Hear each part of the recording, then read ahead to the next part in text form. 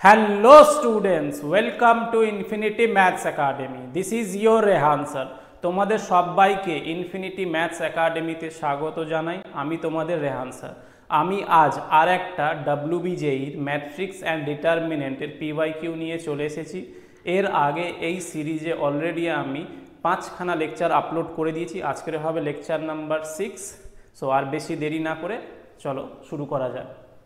So এই particular প্রশ্নটা এসছে WBJE 2007-এ 1 নম্বরে ছিল সিঙ্গেল কারেক্ট, এবং আজকের লেকচার হচ্ছে লেকচার নাম্বার 6 এবং এটাই হচ্ছে 2007-এর লাস্ট কোয়েশ্চেন। সো 2007-এর WBJE-তে ম্যাট্রিক্স আর ডিটারমিনেন্টে টোটাল 6খানা প্রশ্ন এসেছিল।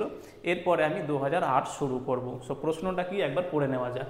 কোয়েশ্চেনটা হচ্ছে ইফ A = 0, 3, 4, 5 একটা 2x2 ম্যাট্রিক্স দিয়েছে অ্যান্ড KA = 0, 4A, 3B, 60।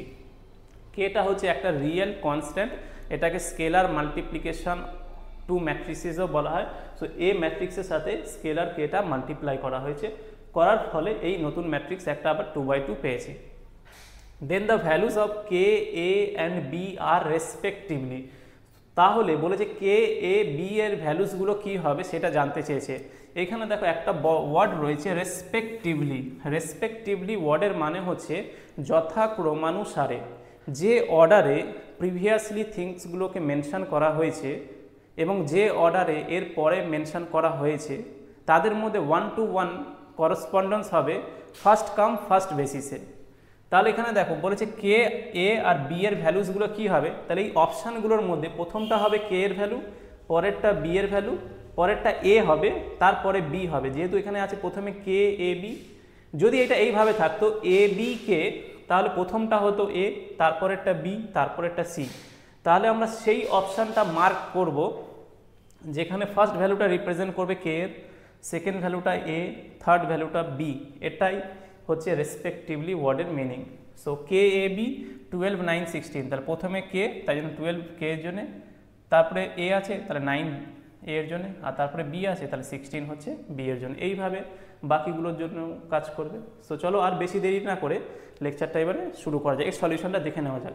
এবং এই রেসপেক্টিভলি ওয়ার্ডটা আমি কেন তোমাদেরকে একটু বোঝালাম, কেন অপশান এ দেখো 12, 9, 16 রয়েছে, আর এখানেও দেখো 12, 9, 16 রয়েছে, কিন্তু অর্ডারটা দেখো চেঞ্জ হয়েছে। মানে এইখানে 12 হচ্ছে কে এর জন্যে, কিন্তু এখানে কে কত হয়ে যাচ্ছে 16। এইখানে 9 হচ্ছে এ এর জন্যে, এখানেও 9 এ এর জন্য রয়েছে। আর এই জায়গাটা দেখো 16 হচ্ছে বি এর জন্যে, কিন্তু এইখানে 12 হচ্ছে বি এর জন্য। ওই জন্য কিন্তু কোশ্চেন পেপারে আগে পড়ে নেবে যে রেসপেক্টিভলি দেওয়া রয়েছে কিনা। যদি নাও দেওয়া থাকে, যে অর্ডারে আননোনসগুলো চাওয়া হয়েছে সেই অর্ডারটা তোমার লেফট টু রাইট হবে। সো সবার প্রথমে রয়েছে কে, তারপরে এ, তারপরে বি। তাহলে অপশানগুলোর মধ্যে প্রথমটা হচ্ছে কে, তারপরে এ, তারপরে বি। সো আই হোপ এটা আমি তোমাদের বোঝাতে পেরেছি। এরপরের সলিউশনটা দেখে নেওয়া যাক। সো নেক্সট স্লাইডে আমি এর সলিউশনটা দেখাচ্ছি। সো গিভেন এ ম্যাট্রিক্স আর কে এ ম্যাট্রিক্সটা আমি লিখে দিয়েছি। এইবারে আমি এর সলিউশনটা, ফর্মাল সলিউশনটা প্রসিড করছি। সো আমি গিভেন যে ম্যাট্রিক্স এ আছে এর সাথে এই যে কে এ ম্যাট্রিক্সটা রয়েছে 0, 4A, 3B, 60, তাহলে এই এ ম্যাট্রিক্সের সাথে আমি কে মাল্টিপ্লাই করে দেখি যে আমি কত পাবো। তাহলে গিভেন ম্যাট্রিক্স এর কে যদি আমি কে দিয়ে মাল্টিপ্লাই করি তাহলে আমি কি পেয়ে যাব। এখান থেকে দেখো কে এ দেওয়া রয়েছে, তো এ ম্যাট্রিক্সও দেওয়া রয়েছে। সো আমি এইখান থেকে শুরু করছি, এক কাজ করা যাক, ওটাই বেস্ট হবে। সো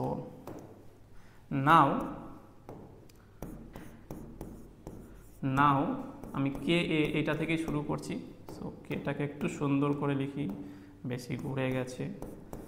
সো কে এ ম্যাট্রিক্সটা কি রয়েছে 0, 4A, 3B, 60, আর এইটা কি ইমপ্লাই করবে কে ইন্টু এ।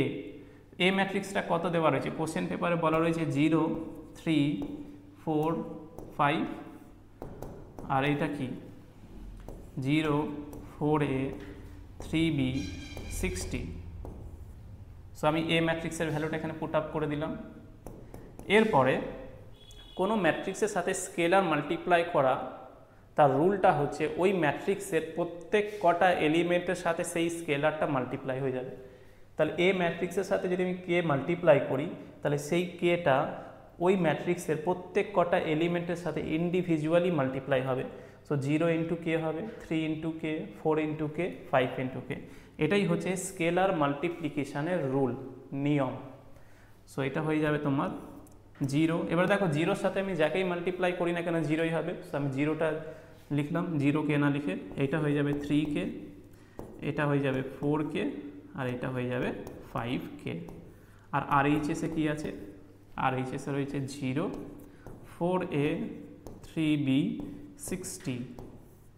এইবারে দেখো দুটো ম্যাট্রিক্স সেম, এটাও একটা ম্যাট্রিক্স, এটাও আর একটা ম্যাট্রিক্স।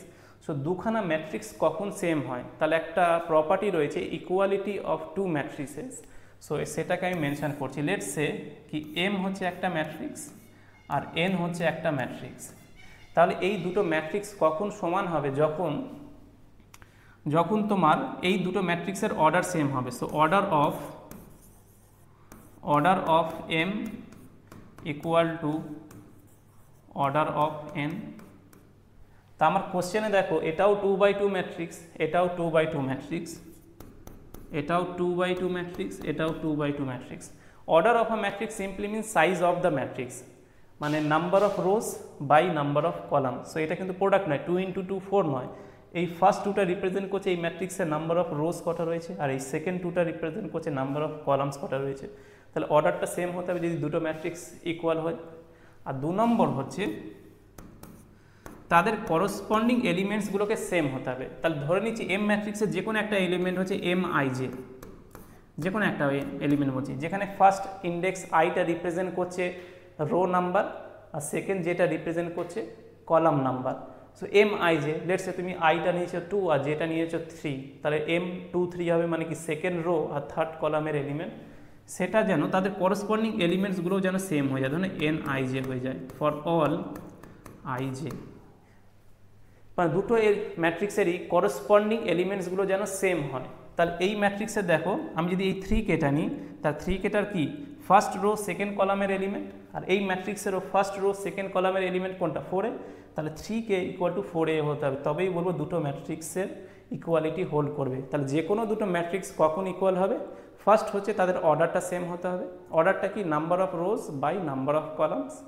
সেকেন্ড হচ্ছে তাদের করসপন্ডিং এলিমেন্ট সেম হতে হবে। করসপন্ডিং মিনস ধরো নাও ফার্স্ট ম্যাট্রিক্সের তুমি সেকেন্ড রো আর থার্ড কলামের এলিমেন্ট নিয়েছো, তাহলে সেকেন্ড ম্যাট্রিক্সেরও তোমার সেকেন্ড রো আর থার্ড কলামের এলিমেন্টটা নিতে হবে। সো এটাই হচ্ছে করসপন্ডিংয়ের definition. So MIJ equal to NIJ for all IJ। তাহলে এই দুটো ডেফিনেশনকে কাজে লাগিয়ে আমি এখান থেকে কি বলতে পারি, এই দুটো কন্ডিশনকে যদি আমি ইউটিলাইজ করি, যদি কাজে লাগাই, তাহলে এখান থেকে বলতে পারি দেয়ারফর, বা দিস ইমপ্লাইজও লিখতে পারো। সো দিস ইমপ্লাইজ 0, আচ্ছা 0 ইকুয়াল টু 0 আর লিখছি না, এখানে 0 রয়েছে, এখানে 0 রয়েছে, এটা তো ইকুয়াল হয়ে গেছে। সেটা হয়ে যাবে 3K ইকুয়াল টু 4A, তারপরে হয়ে যাচ্ছে তোমার 4K ইকুয়াল টু 3B, আর তারপরে কি হয়ে যাবে 5K ইকুয়াল টু 60। দেখো এই যে 5Kটা কি সেকেন্ড রো সেকেন্ড কলামের এলিমেন্ট, আর এই ম্যাট্রিক্সের সেকেন্ড রো সেকেন্ড কলামের এলিমেন্ট 60। তাহলে এখান থেকে পেয়ে গেলাম। এইবার A, B আর K এর মান চাই। এখানে দেখো আননোন দুটো আছে, কেও আননোন, এও আননোন, এখানে K unknown, B unknown. So দুটো আননোন একটা রিলেশন, এখান থেকে তুমি ভ্যালুটা বলতে পারবে না। এখানেও সিমিলারলি দুখানা আননোন আর একখানা রিলেশন বলা যাবে না।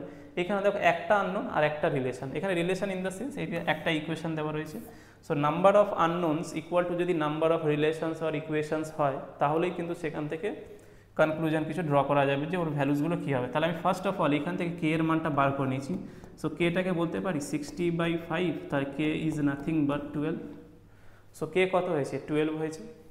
এবার এই K এর ভ্যালুটা আমি যদি এখানে পুট করি, তাহলে কী হয়ে যাবে? 3B ইকুয়াল টু K যদি 12 হয়, K যদি 12 হয়, তাহলে 4 × 12 কত হয়ে যাবে? 48।